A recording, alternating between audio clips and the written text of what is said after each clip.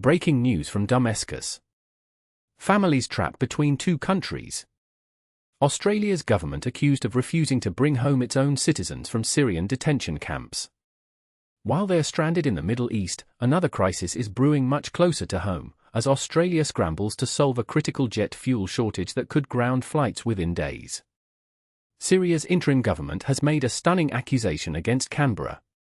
Officials in Damascus claim Australian families, including women and children who've been held in detention camps for years, attempted to leave the country but were turned away by their own government. These aren't just any families. They're relatives of former Islamic State fighters who've been living in limbo at camps like Al-Roj since the fall of ISIS. Syrian authorities say they're trying to clear these camps as part of their transition following the Assad regime's collapse. But according to Damascus, when these Australian citizens tried to go home, Australia said no. The families remain stuck in Syria with nowhere to go. Australia's Department of Foreign Affairs has not yet confirmed or denied these claims, saying only that they don't comment on operational security matters.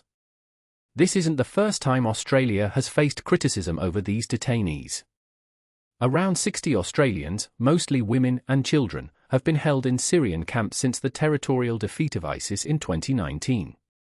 Human rights groups have repeatedly called for their repatriation, arguing that children shouldn't be punished for their parents' choices. Other countries, including France, Germany, and the United States, have brought their citizens home, often to face prosecution or rehabilitation programs. Australia has repatriated some individuals in previous operations, but dozens remain. The camps themselves are desperate places, lacking basic services, controlled by Kurdish forces, and increasingly unstable as Syria's political situation remains chaotic. The interim Syrian government, still establishing its authority after decades of Assad family rule, appears eager to resolve the status of foreign detainees, but needs cooperation from their home countries. The timing of Syria's accusation is particularly sensitive. Australia is simultaneously dealing with a domestic fuel crisis that Foreign Minister Penny Wong addressed today from Beijing. She announced China has agreed to help facilitate jet fuel exports to Australia to ease severe supply disruptions. The shortage, caused by refinery outages and global supply chain issues, has airlines and industry experts worried about potential flight cancellations. Wong's diplomatic win with China shows the government actively managing one crisis, which makes the Syrian accusation sting harder. Critics will ask why Australia can negotiate fuel deals but allegedly won't take responsibility for its own stranded citizens. The government also faces domestic pressure on other fronts, with Treasurer Jim Chalmers acknowledging calls for a gas export tax amid cost of living concerns, though he's indicated the government isn't pursuing that option currently. What happens next depends on Australia's official response.